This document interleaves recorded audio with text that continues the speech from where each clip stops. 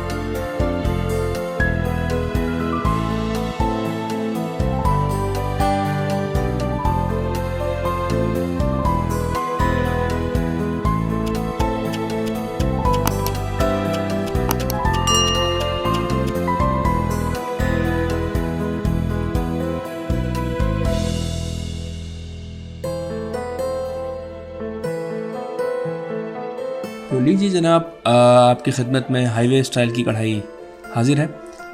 ये as it is आप बनाइएगा, इंशाल्लाह एज इट इज़ ही आपको इसका यही टेस्ट मिलेगा।